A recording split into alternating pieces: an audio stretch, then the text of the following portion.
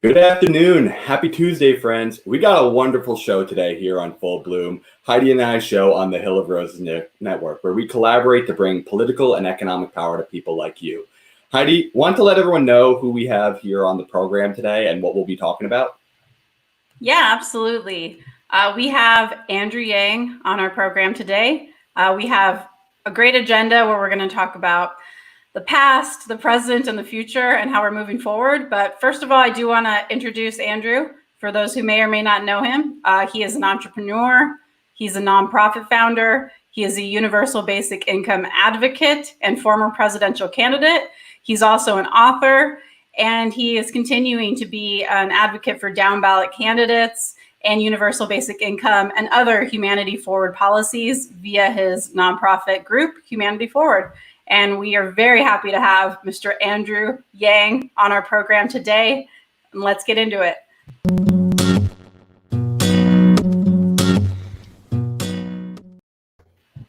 I love this name, Full Bloom. Thank you so much. Yeah, I feel blue here already. Everyone should be on this program. Oh, yes, wow. Thank you so much, Andrew. We're so happy to have you on today. It's been a long time coming, and we're so glad that we have the time to be able to ask you about some really important topics today. Well, appreciate the heck out of both of you, and thank you, Heidi, in your case, for running a great campaign, for both of you for pushing such progressive causes and ideas forward. Yeah, like really, I'm indebted to you both and glad to be here. Thank you so much, Andrew. Well, we're obviously really happy to have you here, and we want to get right into it.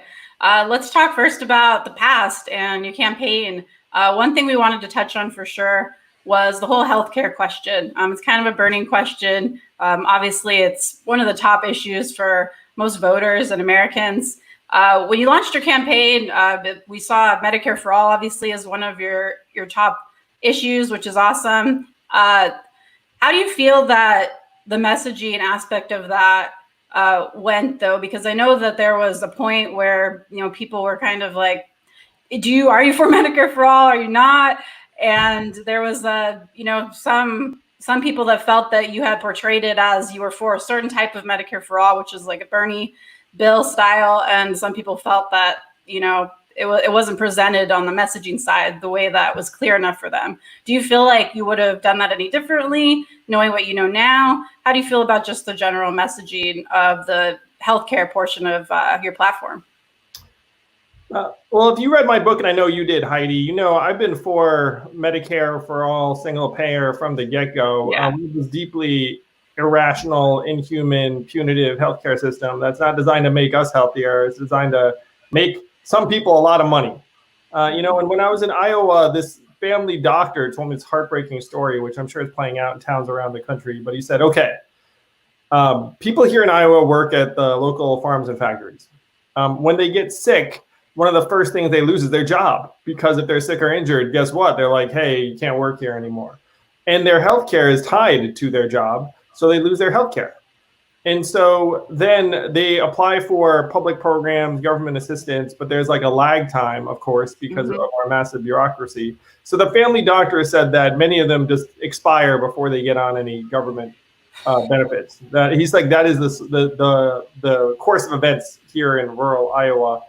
And that's the way our system is designed, really. It's like if there's a way that we can somehow not pay for someone, then that's the choice people unfortunately are left with.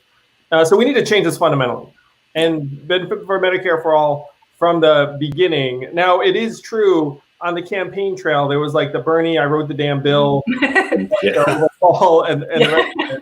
And then there was Elizabeth Warren saying like, hey, I'm on board with that, but like maybe a different of it. Yeah. And so in our case, we had our own version of it. Yeah. And, it had like facts and figures and numbers and whatnot. And then right before we unveiled that, I actually had this soul searching where I said, hey, like, are we really going to release a plan that says we're just going to like change all this stuff about this part of the economy that needs to be overhauled? But like, I frankly felt like we'd be embarking on like frankly, like somewhat irresponsible messaging and policy advocacy, because one of the things I pride myself on is like, I feel like my plans, we could make them happen tomorrow and they would work and all would be Great. It's like, can we give everyone money? Yes. Can we redefine economic measurements? Yes. Can we invest in like these things we can do? Yeah. Now, the problem with healthcare is you have this massive fixed entrenched bureaucracy. And how do you work in the field? Yes. So you know there are like millions of Americans who are like embedded in the inefficiencies and and ramping up the costs. Yes. And we need to change it. But if you then go, it's like, hey, we're going to wipe out those like millions of insurance jobs or whatever it is, millions of this job. Like, it struck me as more of a value statement than actual policy.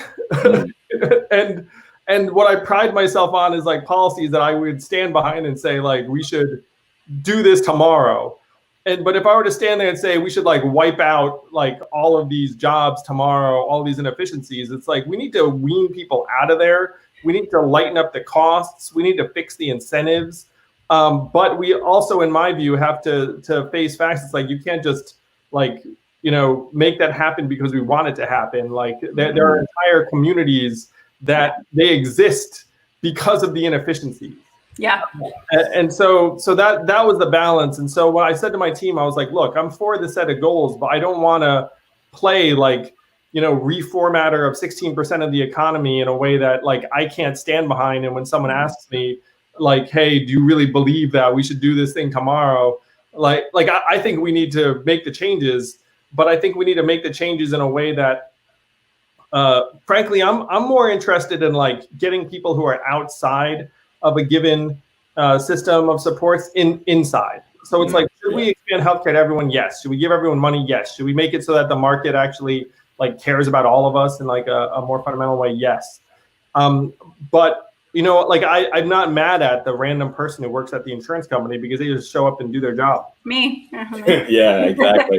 They're all blood-sucking demons out there. We know they are hardworking individuals who are all trying to provide random people living in Hartford, Connecticut, being like, "I need a job," and like, Hey, I mean, I'm part of the underemployed. I'm working in healthcare because they'll give me a job. I don't have my education in that, but I have a job and I can pay my bills. And I would be pretty sad if it went under just like in one day and I had no money and didn't have a prospect. So there are people like me who are good people just trying to do their best. So I appreciate you recognizing the millions of people that are trying to do a good job for people in the healthcare industry.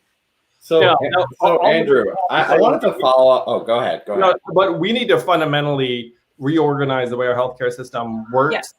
Like the incentives are all wrong. Yes. We're spending all of this money on on stuff that doesn't actually make us healthier, like by all accounts. So there are massive changes and structural changes. And if you read my book, one of the things I say is like, we should be saying to people who are going to med school, guess what? You're going to get a fixed salary forever, and you're not going to like make like lots of money. It's like, and if you came into this field to make lots of money, you came to the wrong field. Like, but we need to like make that clear up front, like ahead of time, and then have like a transition so that like folks, like folks understand what they're getting into. So Andrew, I'd love to follow up on some of those details where you recognize that the single payer plan, as you said, is not something we can implement immediately. What would that plan that you supported, it ended up being more of a public option plan, look like in terms of like deductibles, co-payments, premiums, transition plan? To me, healthcare is a human right and should be close to free. The only reason you wouldn't make it entirely free is just to have like just enough of a participation or investment so that people like only seek care if there's like a genuine problem and it's not like, like you just have to tie the incentives like a tiny bit. But I'm talking about something trivial, like $15, $20, like 25, like something where it's like, look, you pay something nominal, but essentially healthcare should be free or near free for the vast majority of us. And it should not be tied to your employment at all. Like tying it to jobs made no sense from the get-go. It's an historical artifact of salary caps from wartime. I mean, really, like we're stuck with this crazy, bizarre hodgepodge.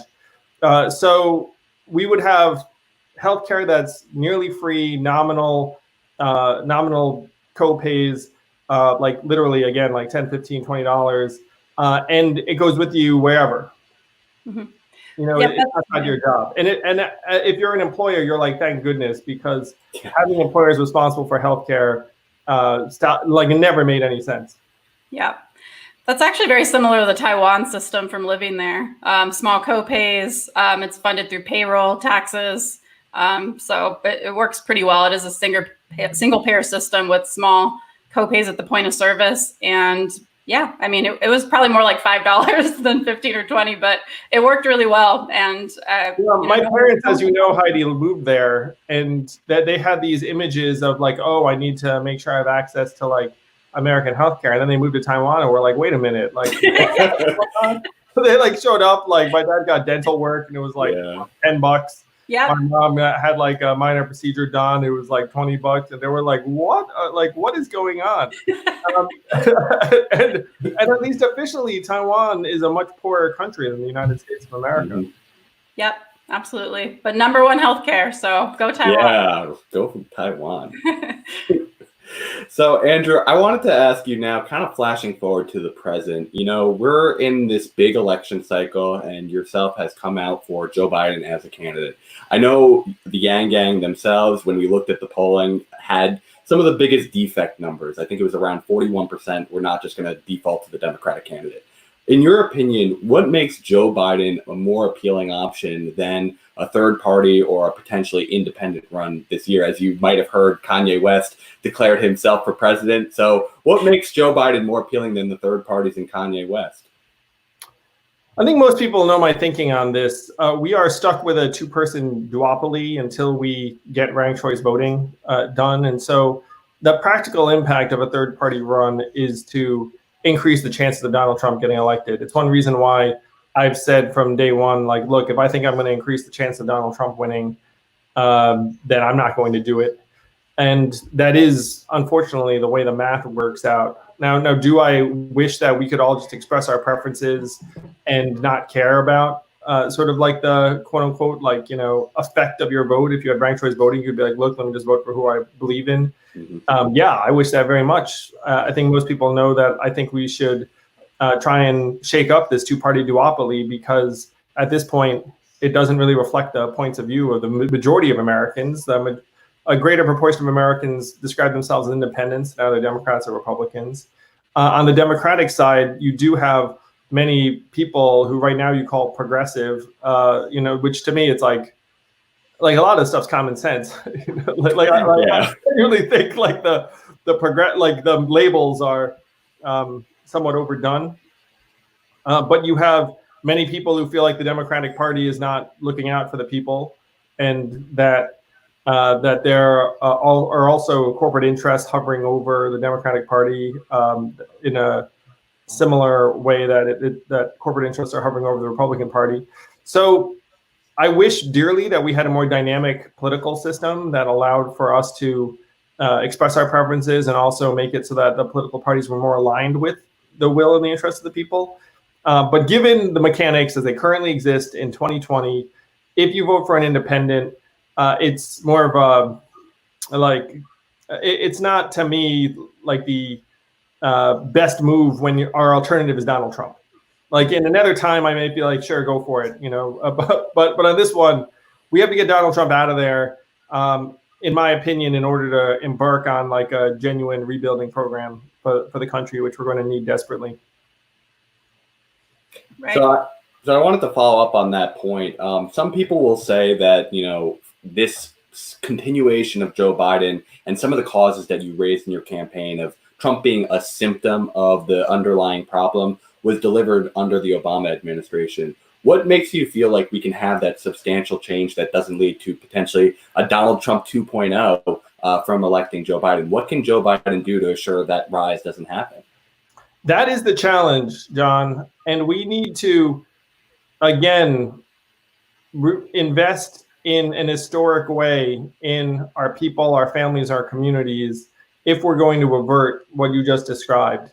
And Joe, I believe, recognizes the severity of the crisis we're in and will be willing to do bigger things. Now, obviously, there's going to be a lot of work to do with a lot of people, but we're in this deep, deep, dark hole.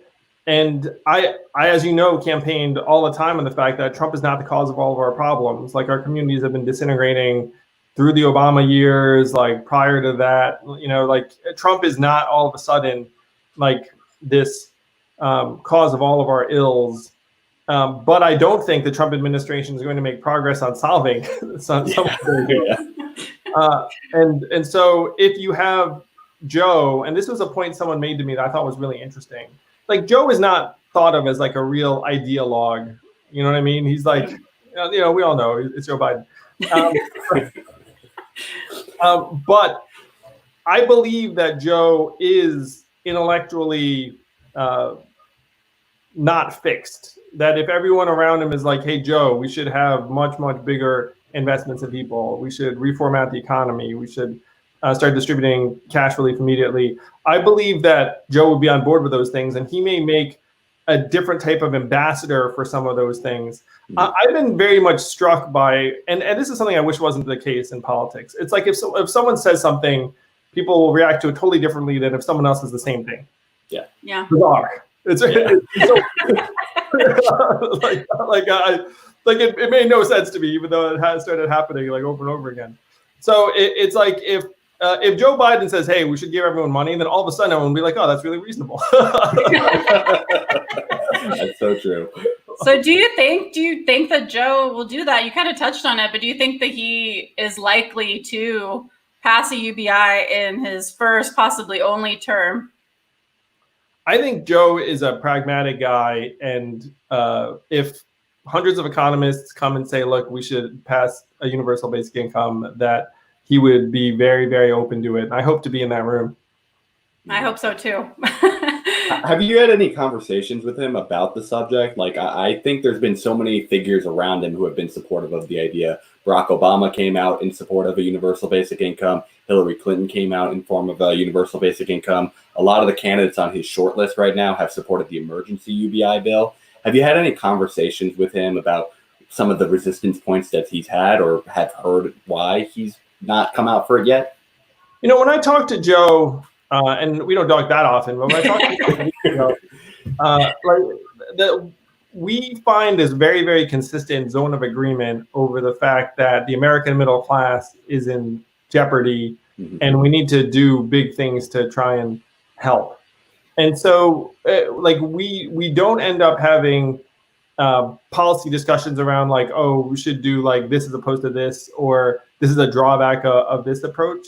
Like, it's more like consensus on the need, consensus on the problem, and then we start talking broadly about how to help it. But I say this in part because I don't think Joe's really like, he's not really naturally a policy wonk, honestly. He's not going to be like, oh, let me, you know what I mean? So when we end up talking, we end up finding very, very strong agreement on the nature and severity of the problem and the concern for the American family, working class, middle class. Great. Well, that's good to hear. You're maybe a little more optimistic than I am on it, but I hope you're right. So I'll go with that. Let's talk about. Let me say too, Heidi. Yeah. Like I'm committed to our vision. I think you, me, and John share a lot of this. It's like I'm optimistic that Joe is going to be a much better means to accomplish our goals. I agree there. But if it turns out that I'm wrong, then I will act accordingly, honestly.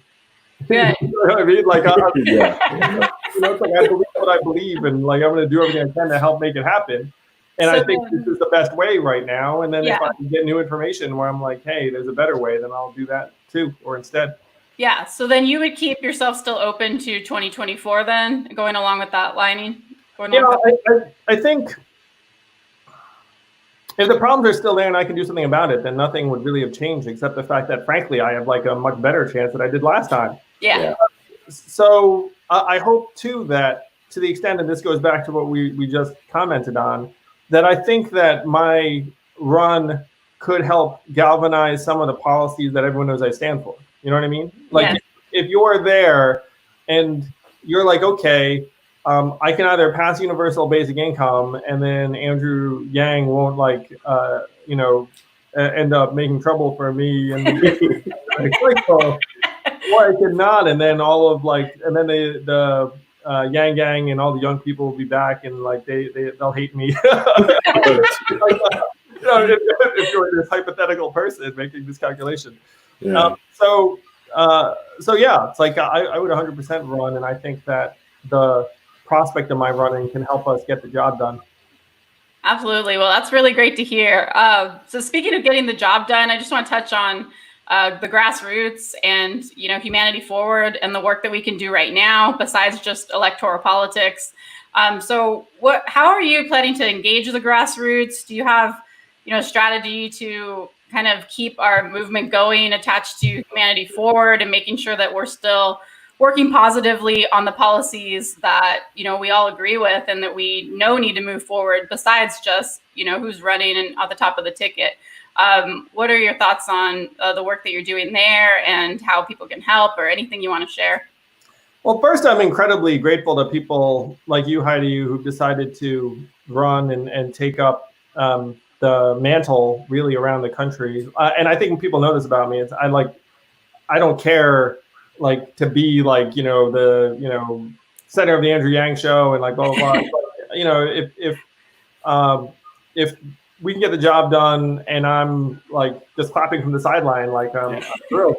But, I can do a lot. So I'm trying to do as much as I can. And what I'm trying to do is lead by example, where there's like a set of things that I think that we can try and lean into right now. So number one in my mind is this cash relief bill.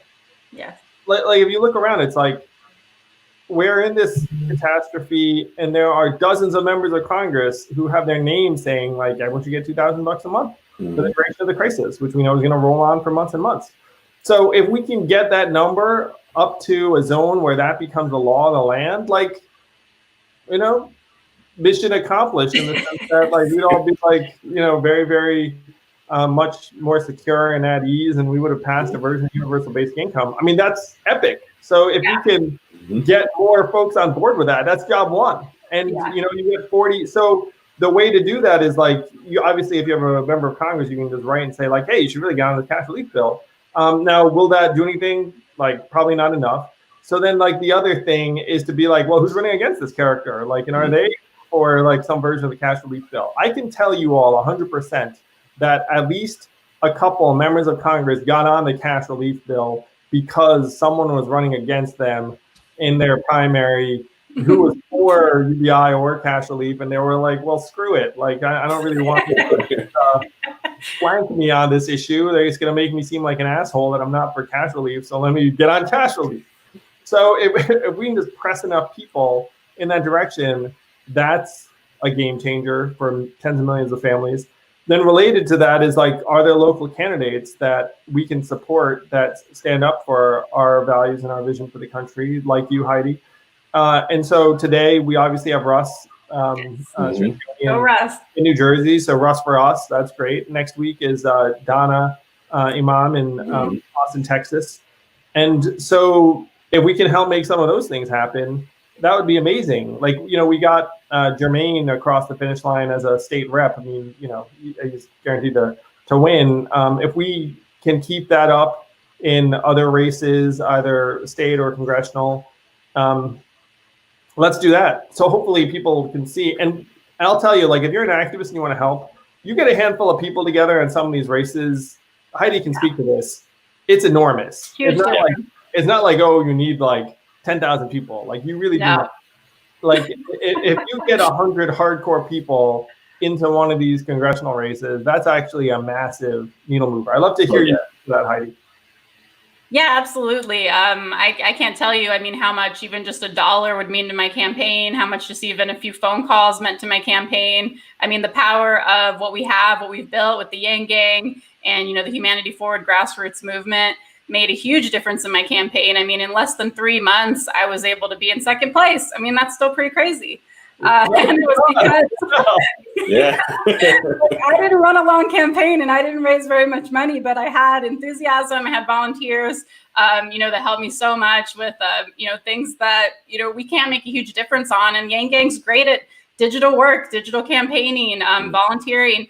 So yeah, get involved, find somebody where you can make a difference. It's not all about the top of the ticket. I can guarantee you that much. And we can change these races for, a lot of these candidates. We can have them win, and that's huge. Yeah, I love our candidates too. Yeah. Like I speak to each of them, and they're like wonderful people. They'd be great members of Congress. David Kim, I think we talked about a little bit in the back. He's already in the runoff November in LA. Like he'd be like a game changer for the movement. And David's got like a very, very bright future. But there are like half a dozen others that would also be similarly incredible.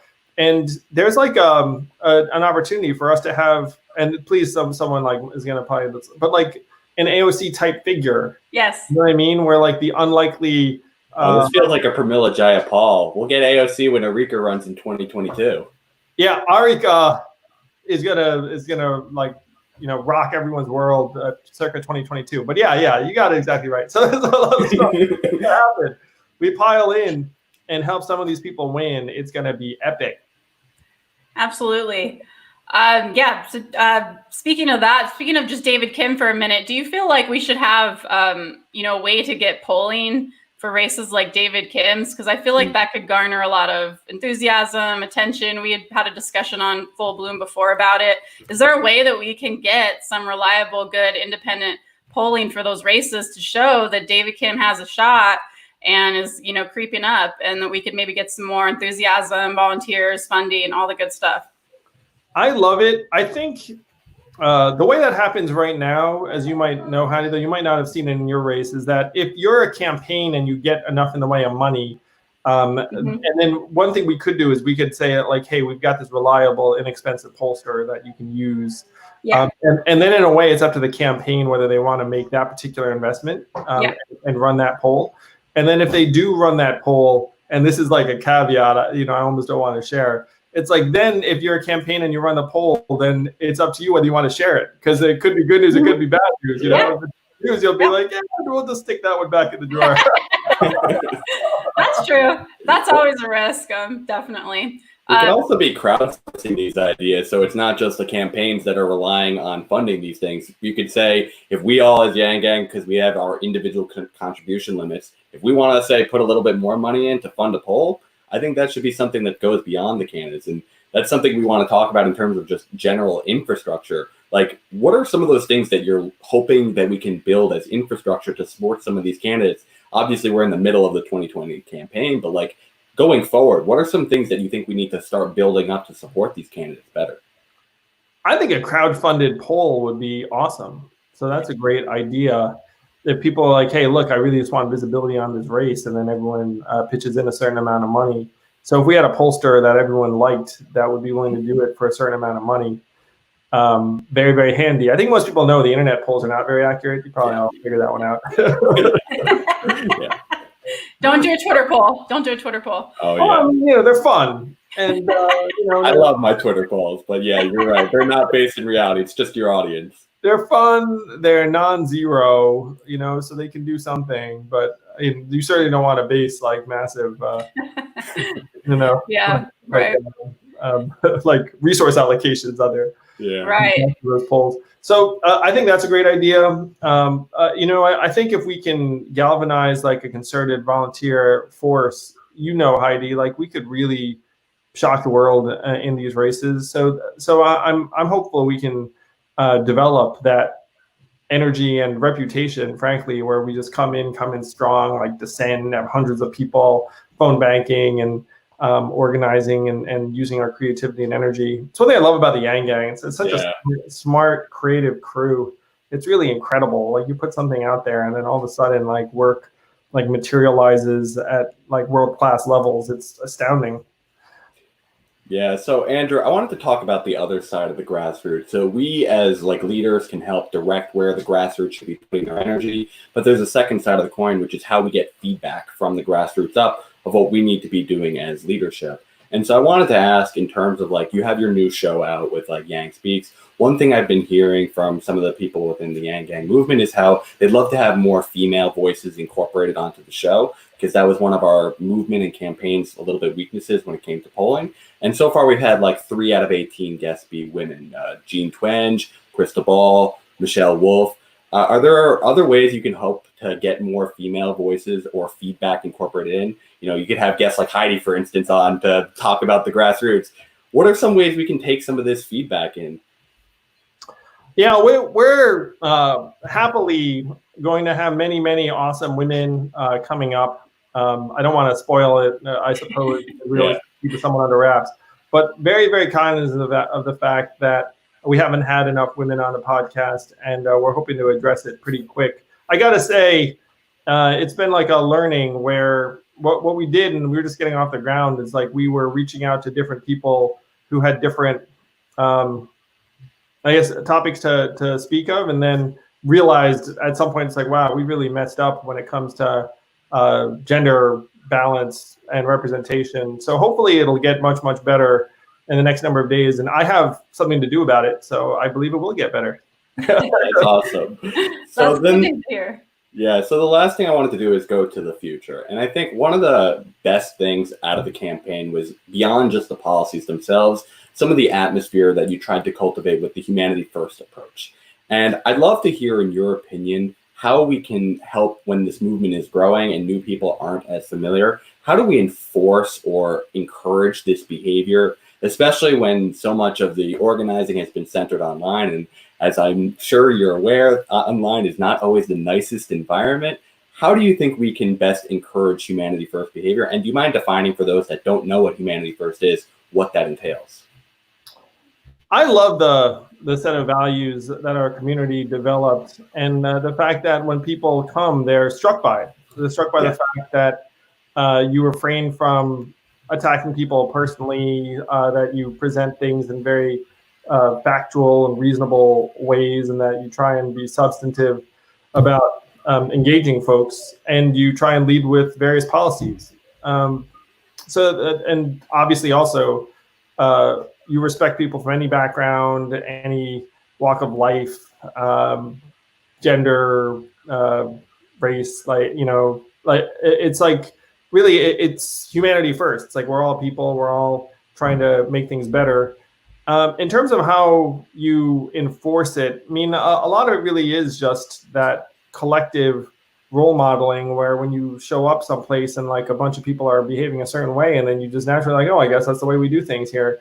One of the things I say about the online medium is, I don't think I've ever shared this, but I had like a long distance relationship when I was young, and it did not work out. Probably not shocking that people have had long distance relationships. Yeah. And one of the reasons why it didn't work out, like as I pieced it together, was that you would put out like a neutral seeming communication via email or text, and then it gets interpreted like significantly more negatively than you'd intended. And yeah, then, it's usually the reader's mood. Yeah, and so then it starts like devolving quick, where it's like, I said something I thought was neutral, and then like they send something back that seems like quite like antagonistic or negative, and then I'm like, oh, that's the way like these online conversations go too. It's like the illustration is that like everything ends up getting tilted more negatively, and then it compounds, and so it does require like a real diligence for each of us, and that diligence is even harder in a time of mass stress, anxiety, depression. Like if you're not struggling during this time, you're probably highly unusual, because we're all struggling, and so it makes it even harder to like go on and then see someone who disagrees with you and then like respond in like a generous way that gives them the benefit of the doubt. You know? Yeah. I mean, that's the situation we're in right now. So part of it right now, one of the things, and I try and put this out too, is like part of the humanity first values right now to me is like unplugging. It's like you just got to say, look, realistically, like, you know, you have to disconnect sometimes and just try and remind yourself that, you know, your kid doesn't understand what the heck's going on, or like it's still a sunny day and you want to like go for a walk, any of those things, because it's harder than ever right now. Yep, you heard it here first. Andrew Yang says turn off your Twitter here and there. Yeah, I suppose I'm a negative role model on this one because like I'm pretty active. Well, in my case too, I'll say, like I feel a real responsibility and obligation to do everything I can for people right now. Yeah. And then, like, so we've distributed, I think like $6.5 million in economic relief. Where we're hoping to do more. We have the Data Dividend Project, which we believe we're going to get resources into people's hands pretty shortly. We'll have an announcement on that side this week around something I'm really excited about. It's like this clever way that I think we can get money into people's hands. So like I'm doing everything I can to help. And in my case, being active online seems like a way I can be helpful. Yeah, you need the positive role models. If you can't handle it or you're starting to get into that negative mood, yes, that's when you start unplugging. But we need the good voices out there to encourage more good voices, as you said before. Yeah, thank you, John. But it is funny because there's, obviously that paradox where it's like the positive role modeling would be to be like, hey, cool it, and like, yeah, that's true. Unplug. But then in my case, I'm like, they're tweeting away or whatnot. Well, we appreciate you tweeting away. I think I appreciate that. We love your tweets. It's always fun for us. One thing we wanted to ask you before we wrap up here, I know we're a little bit over. We just wanted to get your thoughts on like the Freedom Dividend moving forward, like Freedom Dividend 2.0, if you will. If if there's a Yang 2024 or whatever happens, or how would you frame it now? Like knowing all that we know now, would you have a different setup for the Freedom Dividend at all? Anything you would change at all for it? I think it can be bigger now. I think most Americans and anything in that direction, I'm for. So bigger, more robust in terms of different people, kids, like some of the things that are being presented. I'm essentially, I think people know, it's like pro money in people's hands, and anything that cuts in that direction, I'm for. I want to try and push the envelope. One of the things that I don't know if people know about me entirely, but it's like, look, if I'm going to push for this and then we wind up like here, and the status quo is like down here, then like, I'm game for that. Like I'm someone who like just wants to keep on grinding us in the right direction. So that's where I would be on the Freedom Dividend, is like whatever I would do, I'd anchor it far enough up where if we come close to it, everyone will feel much, much better about where we are. Yes, reach for the stars, land on the moon. Yes, totally great. And I'm really happy to hear the child side. That goes reading for the stars. Depending on the star, I guess. But yeah. All right. World. Yes. Well, let's land with something fun. I mean, do you have? Let's see. Okay, do you have a non-political celebrity VP pick, like your ideal non-political celebrity VP pick? If you had to pick one and you were running again, who would you pick? Non-political. Yeah, I enjoyed my conversation with Mark Cuban. Like, I actually thought we saw eye on a lot of things. I mean, different FBI, but I feel like Mark. I was fascinated. I don't know if you were fascinated by how close it seems like Mark came to throwing his hat in the ring. 25% just wasn't enough. Yeah, I respected it. It's like he went and got the data. Some other folks also did their data gathering, like Howard Schultz, Bloomberg to some extent. But a celebrity I would just love to work with. I mean, I'm just going to say The Rock, just because. Yeah, that's what I said last night. So thank you. Oh, nice pick. Also, I don't know if people know about this about me, but I grew up a wrestling fan, and so. That makes sense. Yeah, The Rock is cooking. Yeah, I remember. I saw what he's cooking.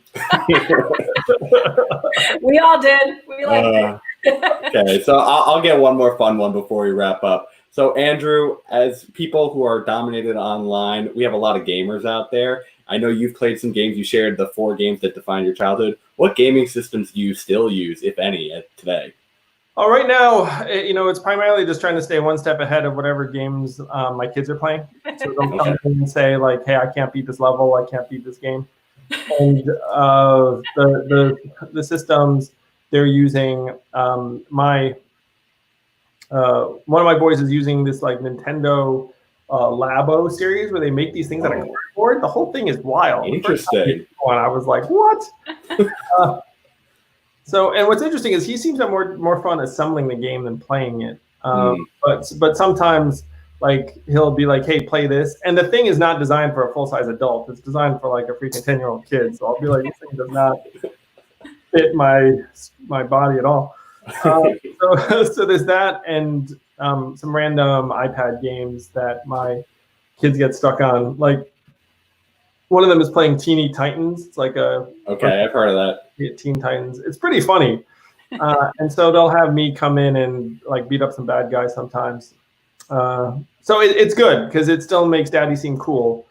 They're not up to the games where I would suck at, where it'd be like, hey, Daddy, like, why do you suck at Dota so bad? Where are your key commands, Dad?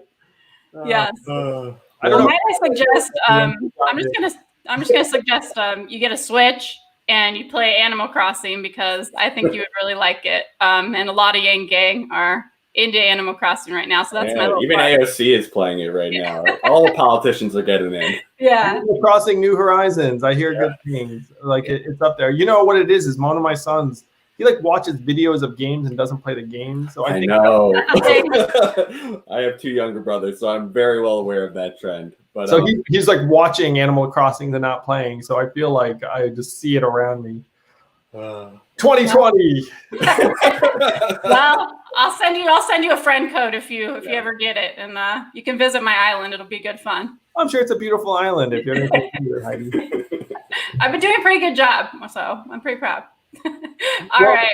Well, congratulations to both of you on Full Bloom. Thank you. Thank you very much. And yeah, let's keep on working. Really, you guys are so buoyant and positive and ebullient that.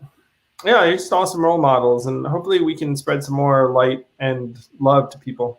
Well, Andrew, that means so much. That's why we started this. We wanted to bring some positivity to the world. So thank you so much for tuning in today. We really enjoyed being able to talk with you, and we hope we can do this again sometime. That was a blast. Yeah. I'll be back in Full Bloom. Yes, Andrew's coming back. Well, thank you so much, Andrew, for everything you do for the movement and everything that you're doing to help. We just appreciate it so much, and we're on board to help you with whatever's coming in the future. Yeah, just let us know. We're there. Right back at you. It's like my job is really just to help other people help make this case. So thank you. You're very welcome. Well, have a great rest of your day, Andrew. We're going to let the folks know what we got going on after this episode. So have a great rest of your day, man. Bye, guys. Bye, Andrew. Okay, guys, that was awesome. We are so thankful to Andrew Yang. Before we all part, we want to give a special shout out to all the members of the Hill of Roses who have really been helping us grow this network. This is more than just this one show that you see today. We have video editors on our team. We have writers on our team. We have people doing the operation. So we want to shout them all out who have helped us grow to this point where we even could have Andrew Yang on the program. It's been so special to be able to have this grow from just my channel into this whole network. So thank you all for being here and trying to support a movement that's trying to empower people like you.